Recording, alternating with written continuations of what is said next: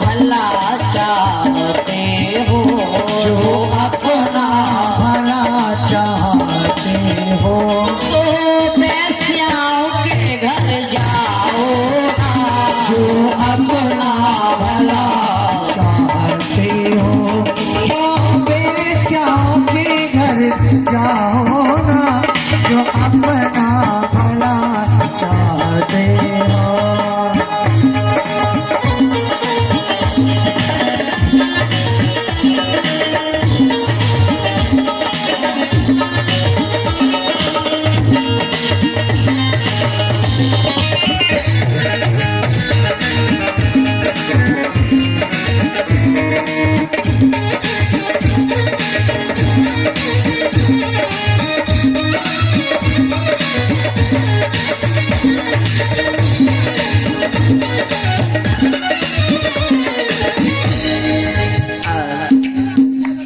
बताया है कर्म का फल हर प्राणी को मिलता है। कर्म किया, ब्राह्मण कुल को उसने त्याग दिया है, भूत बन गया है।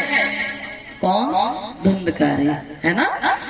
अब धुंधकारी भूत तो बन गया, भूत प्रेत योनि में भटकता हुआ अपने भैया गोकर्ण को दिखाई देने लगा सपने में। कहीं भैंसा बनकर, कहीं सुअर बन के, कहीं सुपर बन के, घोड़ा बकरा, भयानक रूप बना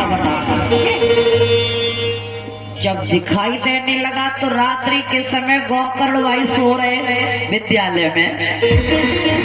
हाथ जोड़ के गोकर्ण भैया बोला, लाला तू कौन है, कहाँ से आया है?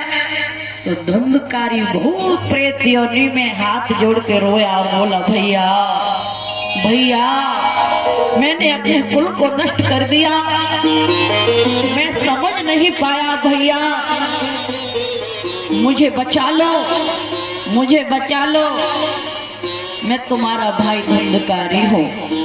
गोकर्ण कहने लगे, भैया इस समय तो नहीं, सुबह होगा कोई उपाय देखूंगा।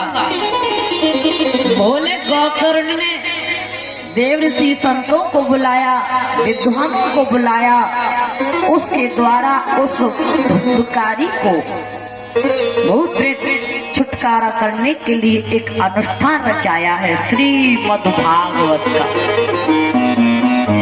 जब अनुष्ठान रचाया तो उसी अनुष्ठान में बड़े बड़े रिश्तेदार कुटुंबी बुलवाए हैं। सीधे हाथ पर 7 गांठ की बांस की पौड़ लगाई गई व्यास गद्दी के पास। प्रथम दिवस की कथा सुनी है धुंधकारी ने। देखते देखते समय जैसे गुजरा, भ्रमण करता हुआ प्रेत आत्मा भटकते भटकते आज वो बांस की पौड़ में जाके छुप गया धुंधकारी। कथा प्रारंभ हो गई, पहले दिन की कथा सुनी तो पहली गांठ फट गई, दूसरे दिन की सुनी दूसरी फट गई। इस प्रकार सप्ताह की कथा पूर्ण सुनने से 7 गांठें टूट गई। जब 7 गांठें टूट गई, की कथा को सुन करके पापी की मुक्ति छूट गई। कथा को सुन कर विधि पूर्वक ये 7 गांठें टूट गई। आया विमान तत्काल वहाँ, सुरमंडल ने गुणगान किया। धुंधक ने विष्णु रूप पाकर वैकुंठ धाम प्रस्थान किया। प्यारे, 7 दिन की कथा सुनने से 7 गांठें टूट गई। जैसे ही गांठ टूटी तो विमान वैकुंठ लोक से आया अचानक। बड़ी भीड़ लगी है प्रांगण में, श्रोता अनेकों हैं, एक नहीं अनेकों, हजारों की संख्या दिशा में आया विमान, तत्काल वहां। समझने की बात प्यारे प्रिय श्रोताओं, कथा क्या केवल धुंधकारी ने सुनी थी? बताओ, श्रोता तो वहां बहुत बैठे थे। अरे धुंधकारी के लिए विमान क्यों आया? वो तो पापी था ना, कितना बड़ा दुराचारी। केवल 7 दिन की कथा सुनने से उसे विमान आ गया। समझने की बात है माताओं। श्रोता जो आते हैं कथा सुनने के लिए, कथा तो सभी ने सुनी थी, तो सभी श्रोता होते हैं, लेकिन उसमें अंतर होता है। कैसा अंतर? कि अपना अपना भाव है, अपना अपना ध्यान, जितना जिसका प्रेम है उतना ही कल्याण। सब श्रोता श्रोता रूप नहीं, कुछ सोते और सरोते हैं। इसलिए कथा सुनने से भी फल भी एक से न होते। माताओं, श्रोता तो सभी हैं, लेकिन अपना अपना मन, जो जिस मन से कथा को सुनता है। मन कितने होते हैं? एक होता है, 1000 नहीं, एक होता है।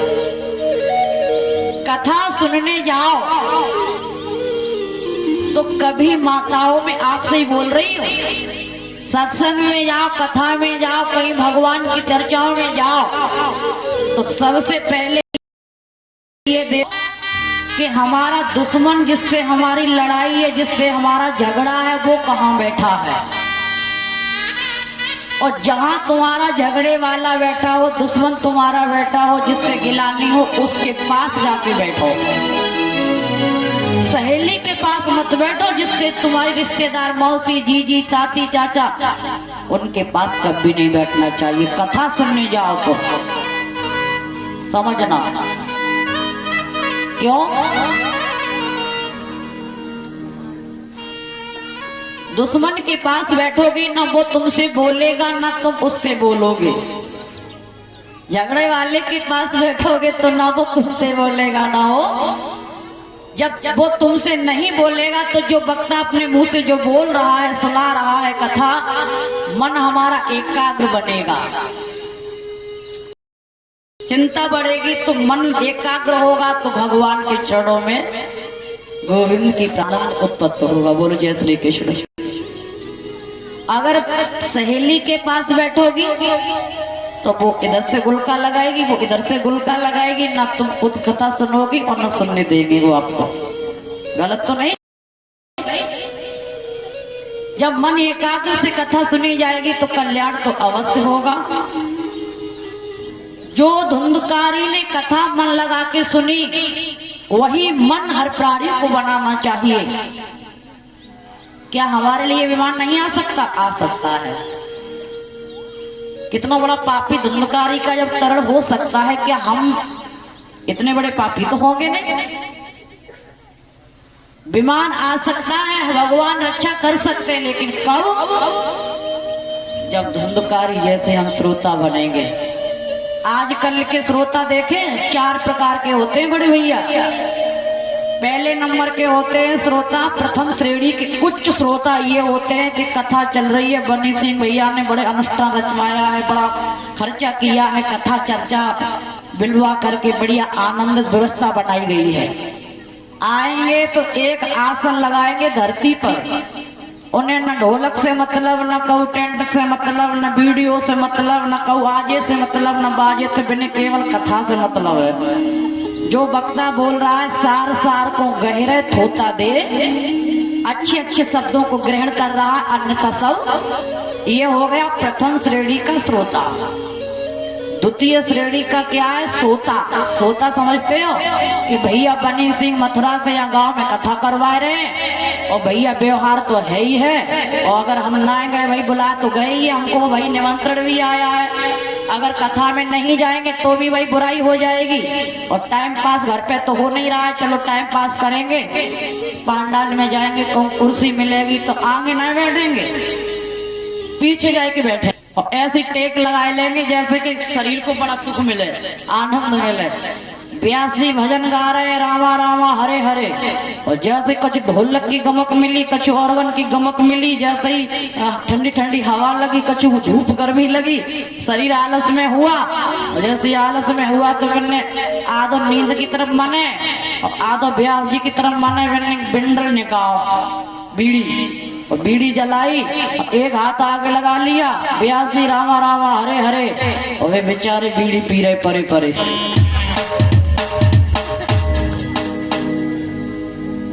इधर तो रामा रामा हरे हरे हो रही है, बिनको रामो रामा है रही है, बीड़ी चल रही है।